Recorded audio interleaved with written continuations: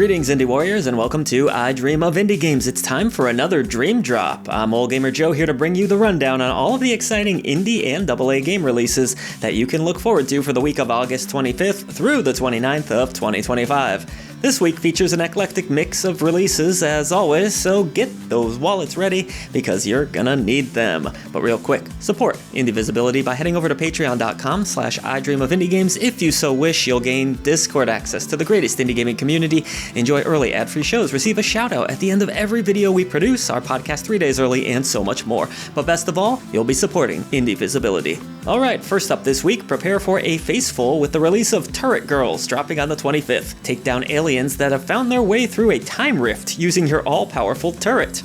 As a turret girl who has, on this day, decided not to wear any armor, or much of anything for that matter, you'll blast away at foes in an effort to defend Earth. Your turret can be upgraded, and there's some strategy involved too, as you'll need to keep up with your generators and charge up your all-powerful super weapon. Alien scum doesn't stand the chance when TurretGirls launches on the 25th. Cozy fans looking forward to another release worth adding to their indie gaming libraries can grab Whisper of the House on the 27th, a game all about decorating and organization. Take on a variety of tasks from townsfolk in this adorable release coming to us from GD Studio. There's plenty of room for creativity in this one, with an endless slew of furniture to choose from, plus the cute pixel graphics are delightfully charming. There's a demo available now too if you'd like to give it a go for yourself. Some frantic survival base building action awaits next, with City Defense Z coming to us by way of Good Mood Games. This roguelite title has you using a variety of cards to build up your base and take down nasty zombies. Each run will be entirely different from the last, so it's up to you to see how long you can survive. The game will push your skills to the limit. The day cycle is all about building your base, and the night cycle is about fighting zombies off. With tons of different building types, a merge-based building system, various resources, and an NPC community system, this game should keep you busy for hours on end, so get your strategy thinking caps ready. How about a game that takes place in a world that's entirely made up of particles? Well, that's a new one for me. In Particle Hearts, you'll use a variety of different abilities in order to move about particles and solve different puzzles while avoiding being caught. The game's unique art style definitely makes it stand out amongst other indie titles, but at its core, it's a third-person adventure title that has a good amount of puzzles to solve. You'll meet a variety of different creatures too, who you can either become friends with or avoid entirely. Players can anticipate gathering memories of the past, gaining new abilities, and exploring at their own free will this gorgeous-looking game that has just an absolutely stunning art style to it. The Vlad Circus franchise will also be returning this week with a prequel for Vlad Circus Descend into Madness that was released back in 2022. This is Vlad Circus Curse of Asmodeus, where you will unravel a disturbing, cryptic universe through the eyes of a man who has viewed horrible, horrible things. You will explore various timelines, passing through a variety of mirrors that will shift the gameplay in some exciting ways. Piece together the lead character's life, unlocking more and more about the story in this narrative-focused experience that won't be for the faint of heart. The atmosphere looks quite heavy, just as its predecessors did, and as a fan of the original game, I'm very much looking forward to the horrors that await. Japanese role-playing game fans will have something to look forward to this week. It's Quartet, coming to us from Something Classic Games on the 26th. The game revolves around a series of train robberies and a deck of cards. 4 stories will come together in this turn-based affair that features retro 16-bit throwback visuals. There's interesting characters here, 8 playable in total, and lots of enemies to beat down. There's loot to collect, secrets to unravel, the whole deal. The combat will be fast-paced, players will have tons of different elemental abilities at their disposal, and the steampunk aesthetic helps the game stand out a bit. All told, it's looking great. Our next indie release is a weird, though fascinating one. It's based on a 1980s anime that had a cult following. It's a bit of a space opera, I guess you could say. That was called Space Adventure Cobra. There were somewhere around 31 episodes, and I'm not familiar with it myself. But Space Adventure Cobra: The Awakening is the game we're talking about next, which looks to mix some of the cutscenes from the show straight into the game. The game itself is a run-and-gun affair with some platforming and puzzle-solving elements. While there is a 2-player mode, single player seems to be the focus as you shoot and grapple your way through a variety of different episodes, trying to take out the evil space pirate guild. Cobra will have a good variety of different weapons at his disposal as he avoids traps and obstacles along along the way. Really cool to see something niche like this come out in the indie gaming scene. Moving right along to our next release, it's Chip and Clawz versus the Brainioids, which is an action strategy title coming to us from Snapshot Games and publisher Arc Games. You'll play as either Chip or Clawz, solo or in co-op, taking down evil alien brains. Freaky. Interesting that this game comes from the creator of XCOM, as the game looks to mix third-person action and real-time strategy together. I get a bit of a Ratchet and Clank vibe out of the two lead characters myself. The action looks pretty dang fun though, and there's lots of different buildings, weapons, and vehicles to mix things up. Mix in the fact that it has couch co-op too, and I'm dying to give it a go for myself. Plus the comic book art style looks very fresh. A story-driven visual novel next makes our list, called Reigning City Millions Recollections, coming to us from Orca Layout and 2P Games, dropping on August 25th. The story follows a young woman who wakes up covered in blood while also looking into a scary black hole within the palm of her hand. I'm not making that up. While she is clueless as to what's happening, you'll need to piece everything together and get to the root cause of this black hole while exploring a uniquely themed world set across an island. Looks like there will be all sorts of strange monsters to encounter, and players will also have a smartphone that will help them keep track of where they are in the story. You'll also need to keep a close eye on how much money you have, as the amount of wealth you collect throughout can lead to various outcomes. With a vast array of different characters to meet and an interesting premise, visual novel fans should keep this one in mind. I hope you've saved some room in your belly for more indies, because the next release on our list is The Supper New Blood, which is coming to us from White Blanket Games and Octavi Navarro. This is to be a horror adventure title that has a very grim sense of humor and lots of strangely shaped and themed foods.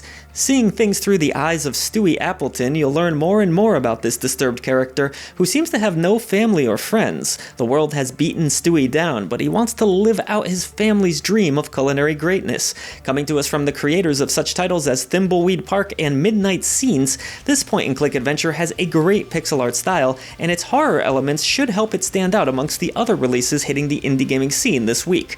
Point-and-click fans will definitely want to click this one onto their wishlist. More of a double-A release next, we will also see a new entry in the Story of Seasons franchise, Grand Bazaar, coming to PC, Switch, and the Switch 2.